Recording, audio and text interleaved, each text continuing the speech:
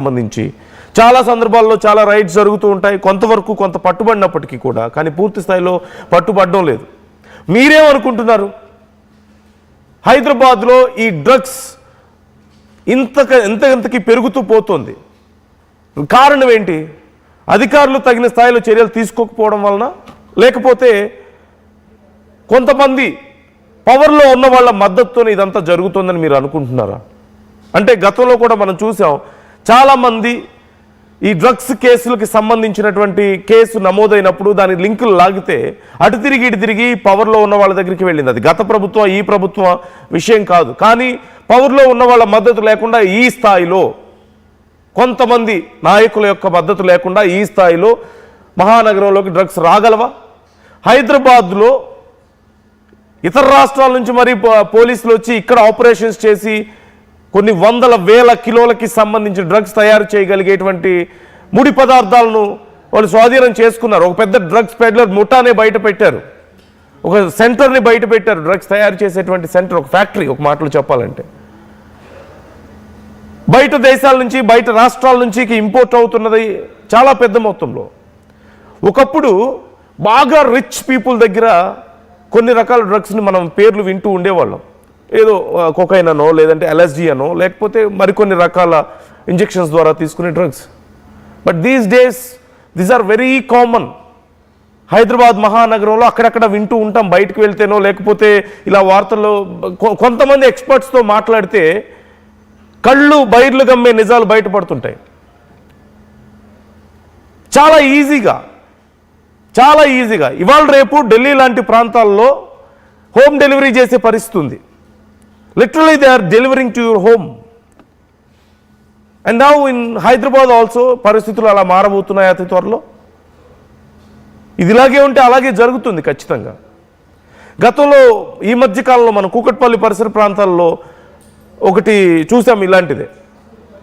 Party చేసుకున్నారు, ఒక వ్యక్తికి ఇలాగే ఓవర్ డోస్ అయింది, ప్రాణాలు కోల్పోయినటువంటి పరిస్థితి. ఇప్పుడు ఇక్కడ ఆటోలో చూస్తున్నాం చిన్న పిల్లలు. అంతకుముందు మనం చూసాం, ఇంక్లూడింగ్ హైదరాబాద్ పబ్లిక్ స్కూల్ దగ్గర నుంచి మొదలు పెడితే ప్రతి స్కూల్లోనూ కాలేజీల్లోనూ these drugs are very common. So ప్రతి చోట ఉంది.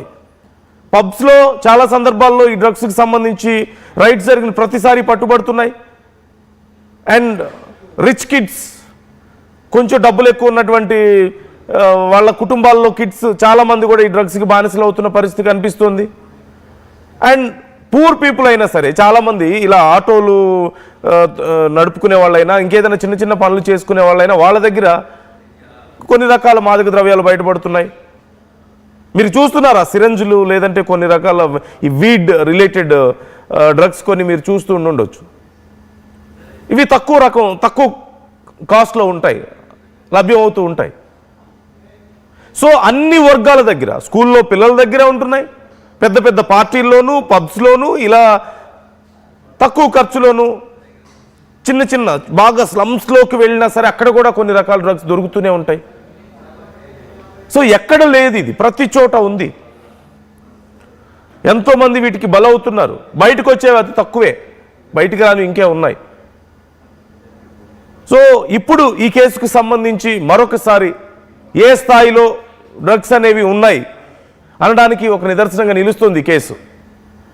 So try to comment your opinions. Hyderabad మహానగరంలో ఏం జరుగుతుంది?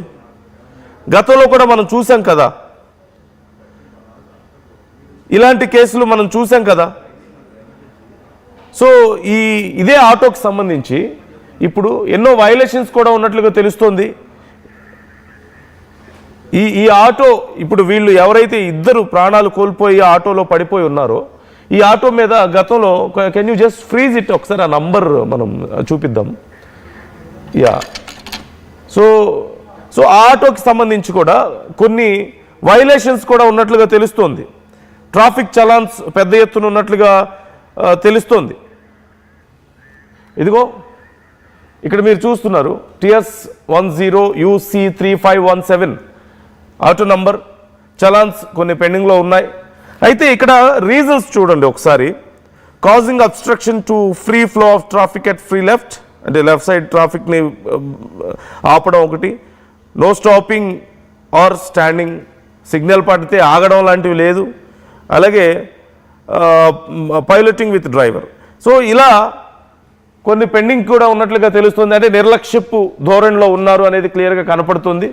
అట్ ద సేమ్ టైం ఇప్పుడు ఆ సిరంజులు దొరకడం కానీ ఇవన్నీ కూడా మనం చూస్తూనే ఉన్నాం. 14th Feb నుంచి ఇవి పెండింగ్లో ఉన్నట్లుగా కనపడుతుంది. అంటే ఆల్మోస్ట్ 2 years గడుస్తుంది. నవంబర్ 29, 2025లో కూడా ఒక చలాన్ కనిపిస్తుంది. సో మొన్న జరిగిందే November 29, 2025. It's just been 3 days, 3 to 4 days అంతే. 4 రోజుల క్రితం కూడా ఒక చలాన్ పడింది ఆటో మీద. సో నిర్లక్ష్యపు డ్రైవింగ్ కనిపిస్తుంది. కొన్ని మరోవైపు ఇలా డ్రగ్స్కి సంబంధించిన ఆనవాళ్లు కనిపిస్తున్నాయి. పోలీసులు ఇంకొంచెం కఠినంగా ఉండాలి. చాలామంది ఈ విషయంలో కూడా చాలా ఇంపార్టెంట్, చాలామంది నిర్లక్ష్యంగా డ్రైవ్ చేస్తున్నటువంటి ఆటో డ్రైవర్స్ కానివ్వండి, లేదంటే కొన్ని ప్రైవేట్ ట్రావెల్స్ బస్సులే అవనివ్వండి, లేదంటే కొన్ని లారీస్, టిప్పర్స్. ఈరోజు చూసాం ఎంత పెద్ద యాక్సిడెంట్ కారణమైందో. టిప్పర్ హైదరాబాద్లోనే ఒక బస్సుని, లారీని, కార్ని ఒకేసారి గుద్దేసి తర్వాత డివైడర్ని బద్దలు కొట్టుకొని మరి వెళ్ళిపోయింది. సో వీళ్ళలో చాలామంది మద్యం తాగి డ్రైవ్ చేయడము, లేదంటే ఇలాంటి డ్రగ్స్కి ఇన్ఫ్లుయెన్స్ అవ్వడం కానీ చూస్తూనే ఉన్నాం. ఇది కేవలం ఇక్కడే కాదు, డ్రగ్స్కి ఇన్ఫ్లుయెన్స్ అయ్యి డ్రగ్స్ ఇన్ఫ్లుయెన్స్లో ఉండి ఇలాంటి యాక్సిడెంట్స్ కారణం అవుతున్న వాళ్ళు అనేక మంది. యుఎస్ దగ్గర నుంచి మొదలు పెడితే అన్ని చోట్ల ఇలాంటి యాక్సిడెంట్స్ జరుగుతూనే ఉన్నాయి. And we should be more careful ఇలాంటి విషయాల్లో.